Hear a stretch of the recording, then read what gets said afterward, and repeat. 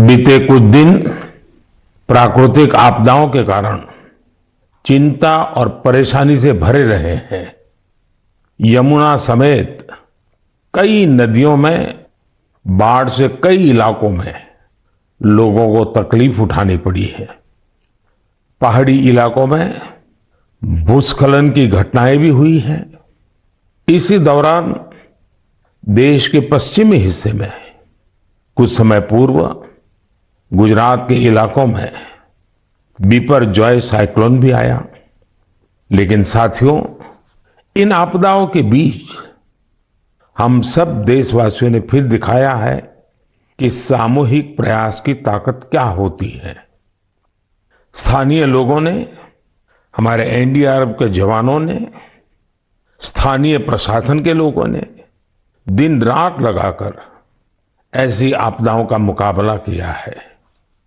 किसी भी आपदा से निपटने में हमारे सामर्थ्य और संसाधनों की भूमिका बड़ी होती है, लेकिन इसके साथ ही हमारी संवेदनशीलता और एक दूसरे का हाथ थामने की भावना उतनी ही अहम होती है।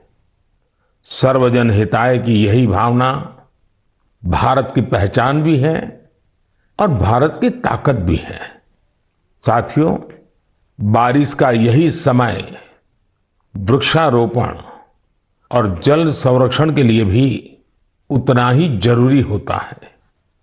आजादी के अमृत महोत्सव के दौरान बने 60,000 से ज्यादा अमृत सरोवरों में भी रौनक बढ़ गई है। अभी 50,000 से ज्यादा अमृत सरोवरों को बनाने का काम चल भी रहा है।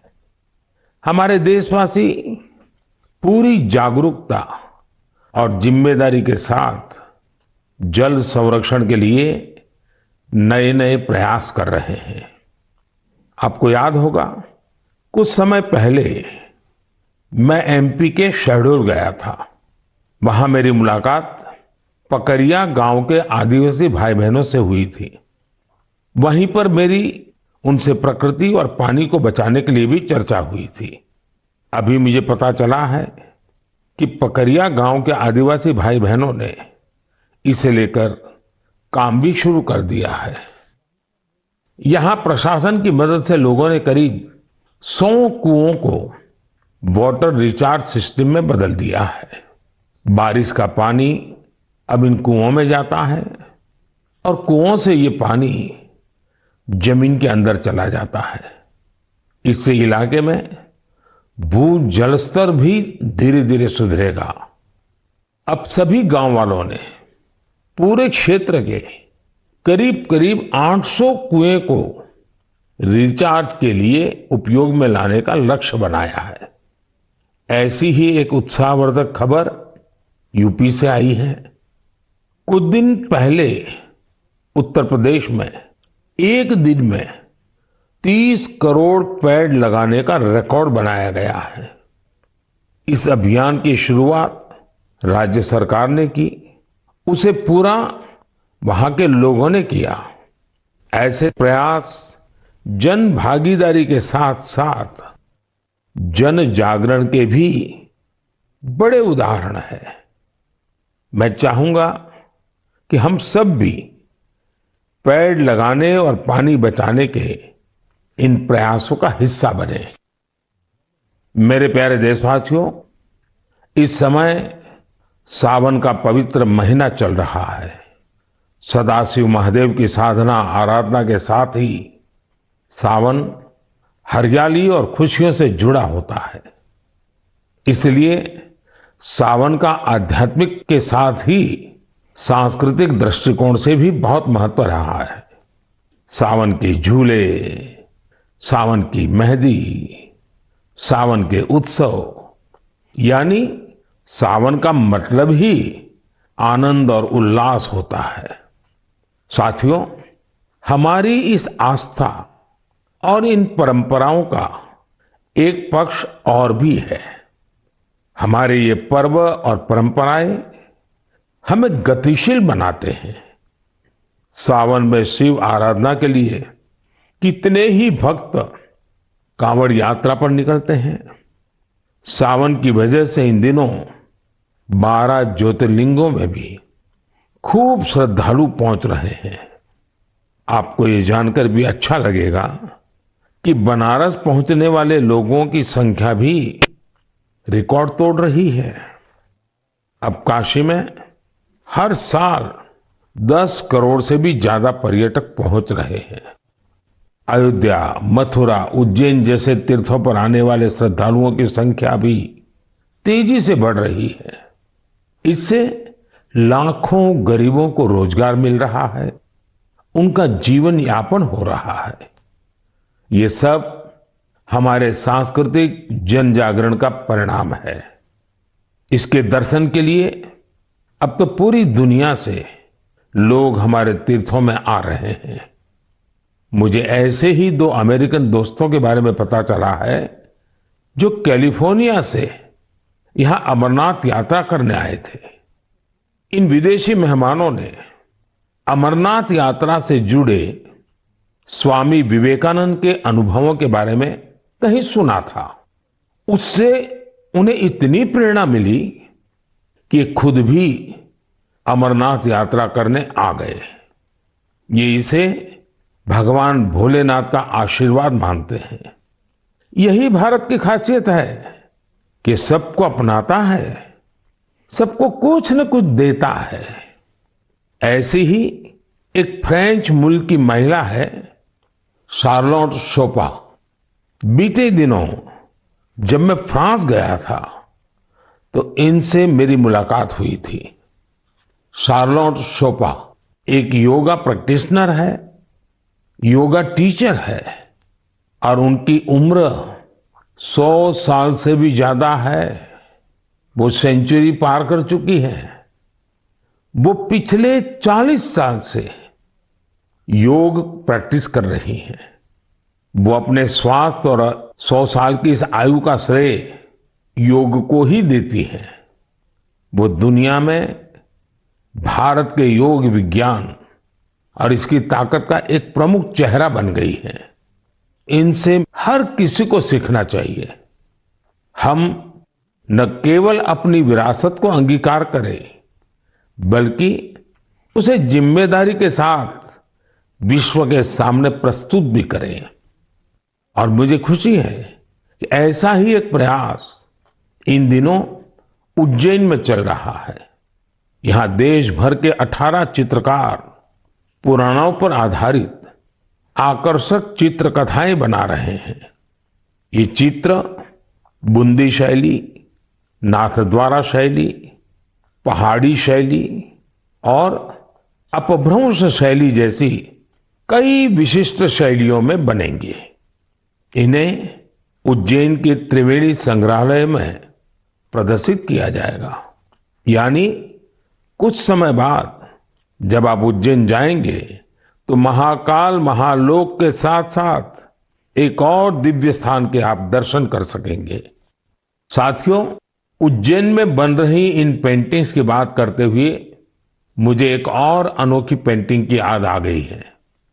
ये पेंटिंग राजकोट के एक आर्टिस्ट प्रभात सिंह मोडभाई बरहाट जी ने बनाई थी।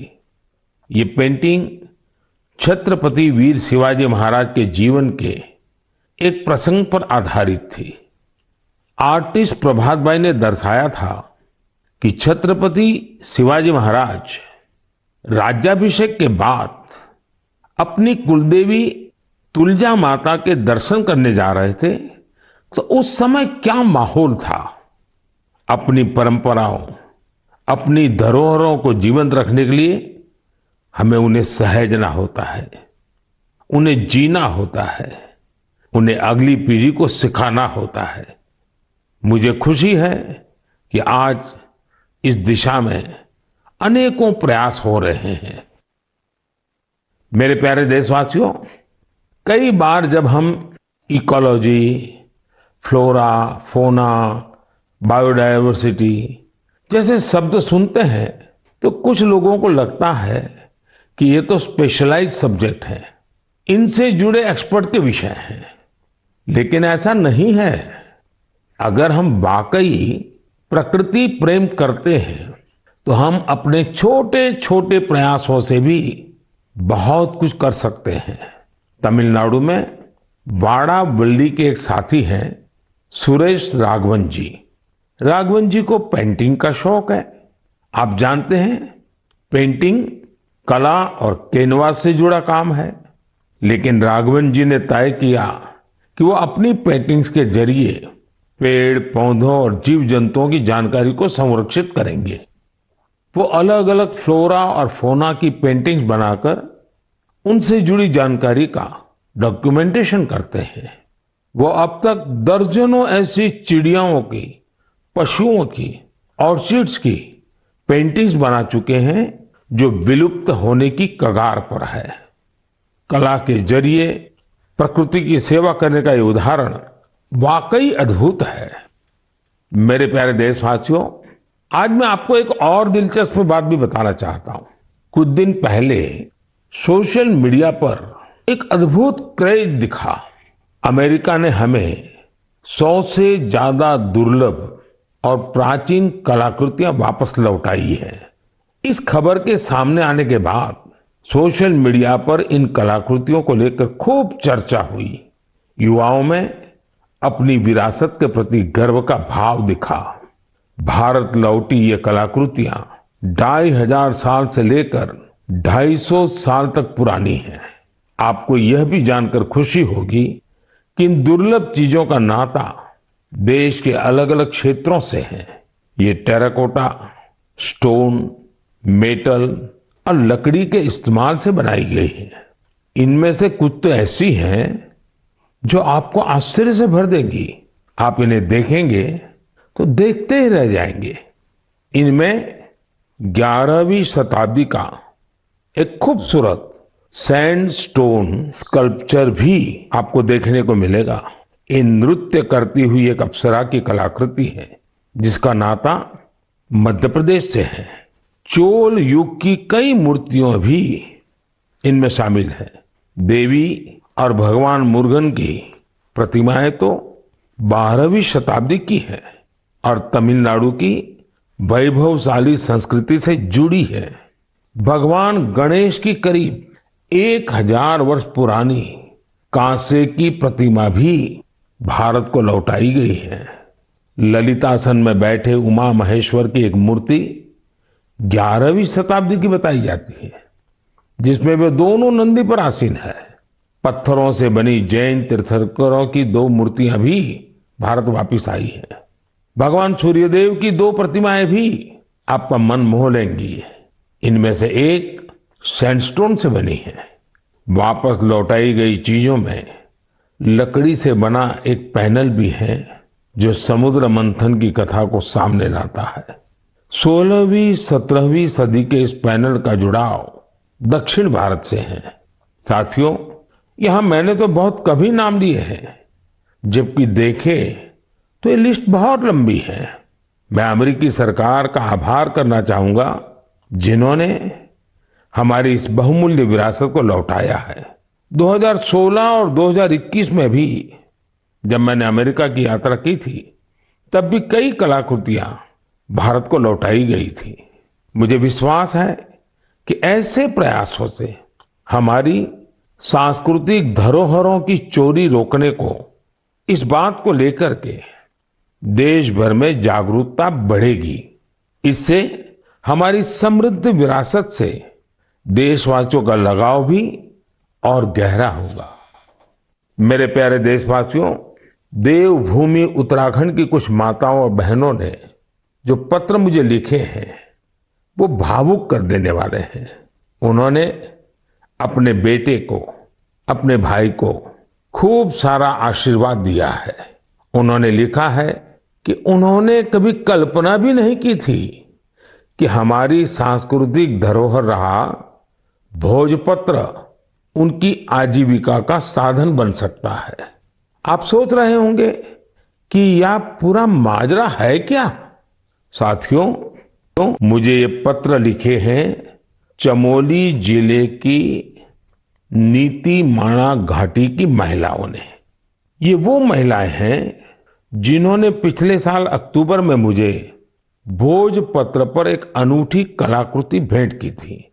ये उपहार पाकर मैं भी बहुत अभिभूत हो गया। आखिर हमारे यहाँ प्राचीन काल से हमारे शास्त्र और ग्रंथ इन्हीं भोजपत्रों पर सहेजे जाते रहे हैं। महाभारत भी तो इसी भोजपत्र पर लिखा गया था।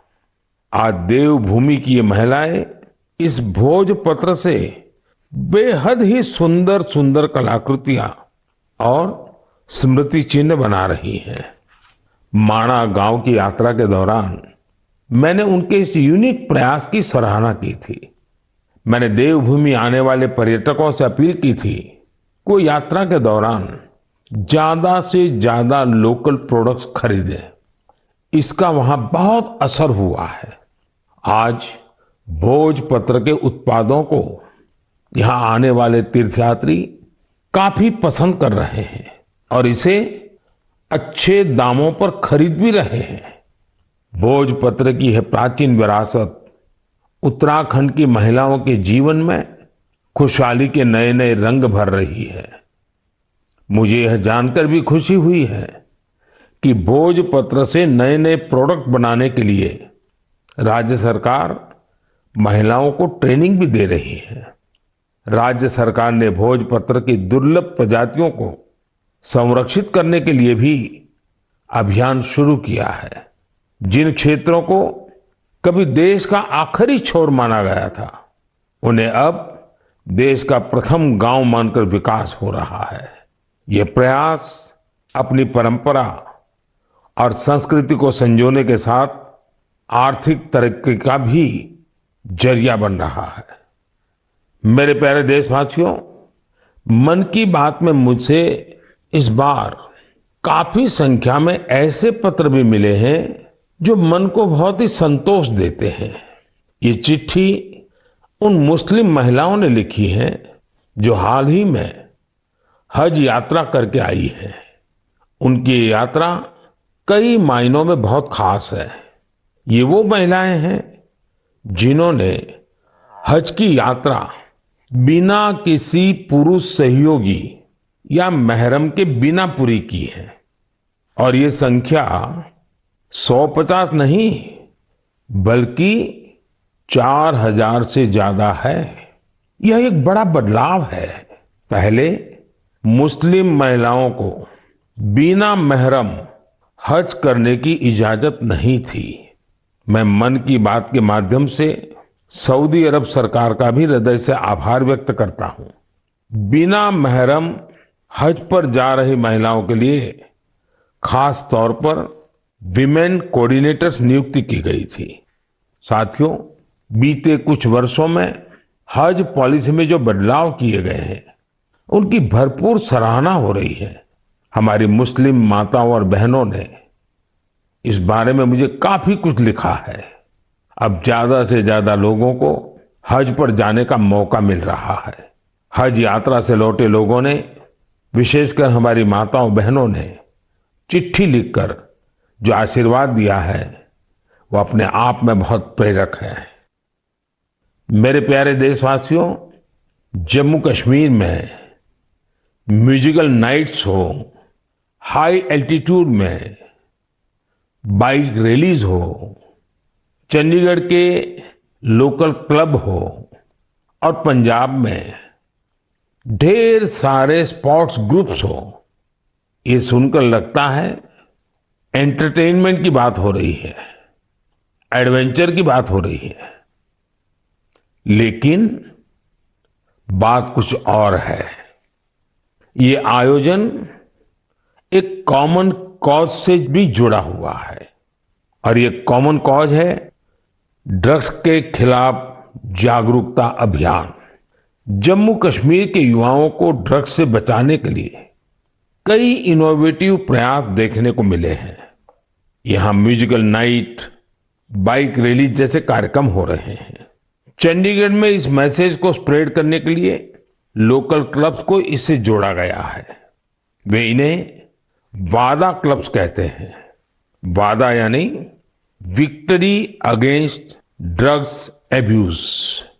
पंजाब में कई स्पोर्ट्स ग्रुप्स भी बनाए गए हैं जो फिटनेस पर ध्यान देने और नशा मुक्ति के लिए अवेयरनेस कैंपेन चला रहे हैं।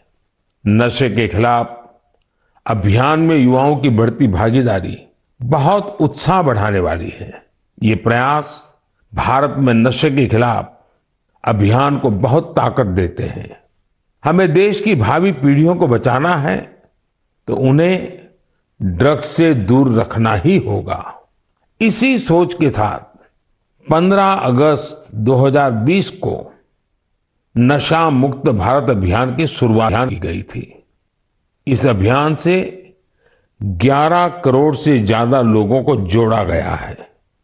2 हफ्ते पहले ही भारत ने ड्रग्स के खिलाफ बहुत बड़ी कार्रवाई की है। ड्रग्स की करीब 1.5 लाख किलो की खेप को जब्त करने के बाद उसे नष्ट कर दिया गया है।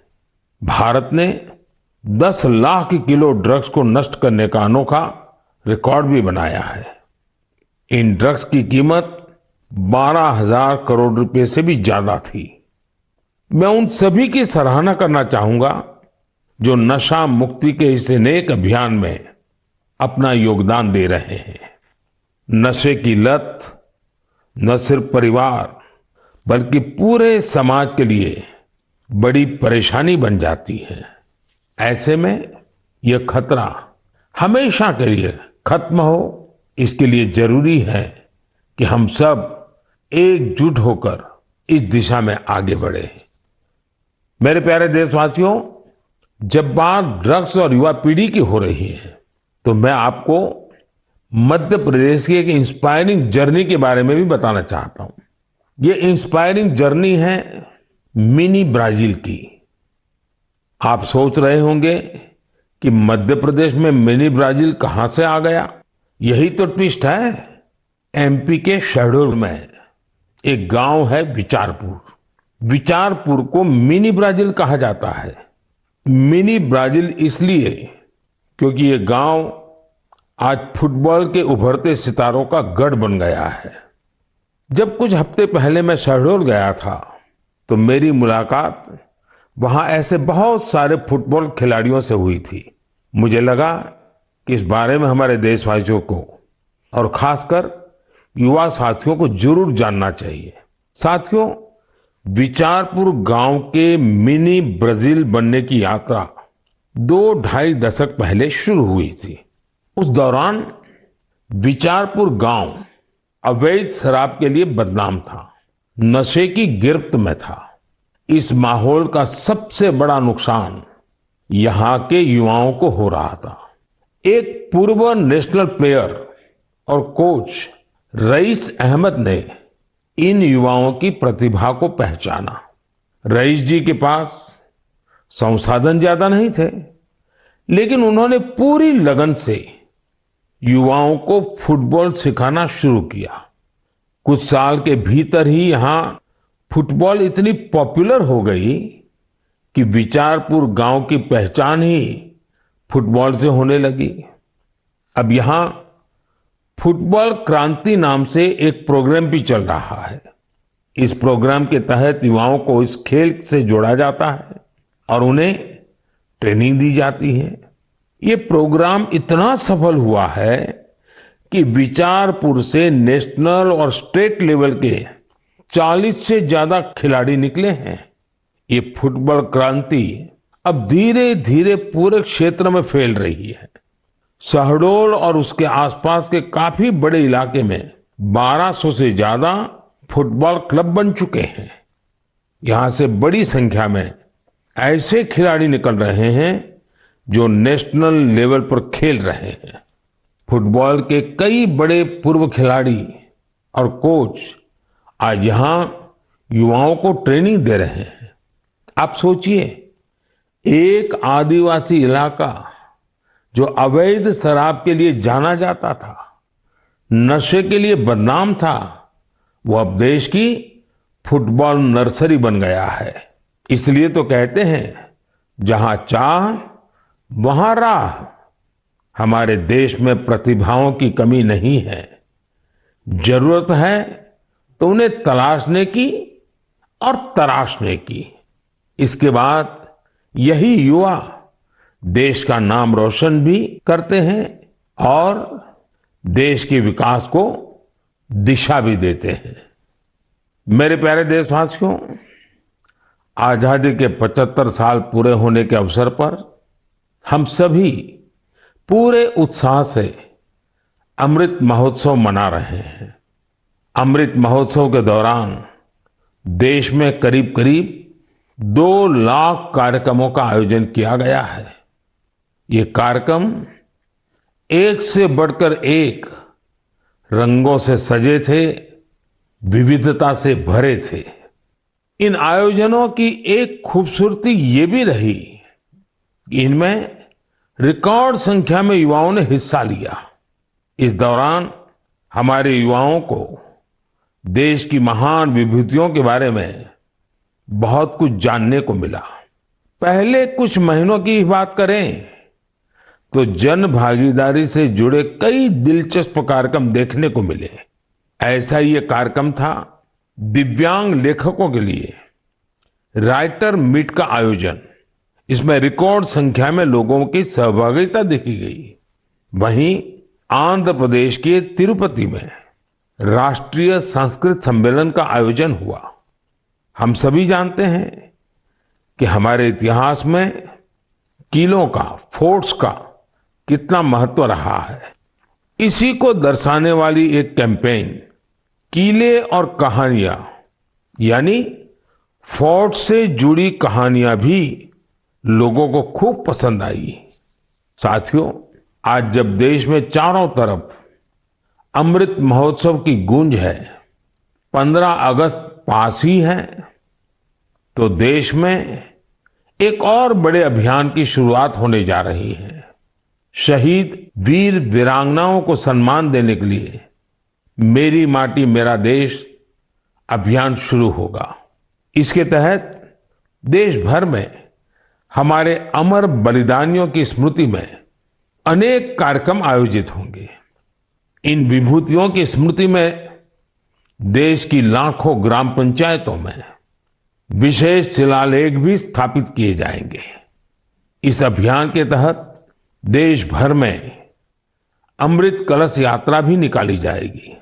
देश के गांव-गांव से, कोने-कोने से 7500 कलशों में मिट्टी लेकर ये अमृत कलश यात्रा देश की राजधानी दिल्ली पहुंचेगी। ये यात्रा अपने साथ देश के अलग अलग हिस्सों से पौधे लेकर भी आएगी। 7500 कलश में आई माटी और पौधों से मिलाकर फिर नेशनल वॉर मेमोरियल के समीप अमृत वाटिका का निर्माण किया जाएगा। ये अमृत वाटिका एक भारत श्रेष्ठ भारत का भी बहुत ही भव्य प्रतीक बनेगी। मैंने पिछले साल लाल किले से अगले 25 वर्षों के अमृतकाल के लिए पंच प्राण की बात की थी। मेरी माटी मेरा देश अभियान में हिस्सा लेकर हम इन पंच प्राणों को पूरा करने की शपथ भी लेंगे। आप सभी देश की पवित्र मिट्टी को हाथ में लेकर शपथ लेते हुए अपनी सेल्फी को yuva.gov.in पर जरूर अपलोड करें। पिछले वर्ष स्वतंत्रता दिवस के अवसर पर हर घर तिरंगा अभियान के लिए जैसा पूरा देश एक साथ आया था, वैसे ही हमें इस बार भी फिर से हर घर तिरंगा फहराना है और इस परंपरा को लगातार आगे बढ़ाना है। इन प्रयासों से हमें अपने कर्तव्यों का बोध होगा, देश की आजादी के लिए दिए गए असंख्य बलिदानों का बोध होगा, आजादी के मूल्य का एहसास होगा।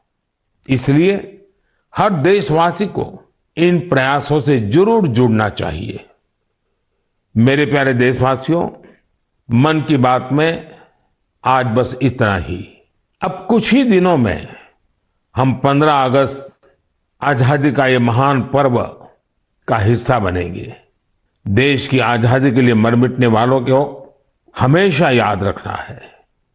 हमें उनके सपनों को सच करने के लिए दिन रात मेहनत करनी है और मन की बात देशवासियों की इसी मेहनत को, उनके सामूहिक प्रयासों को सामने लाने का ही एक माध्यम है। अगली बार कुछ नए विषयों के साथ आपसे मुलाकात होगी। बहुत बहुत धन्यवाद। नमस्कार।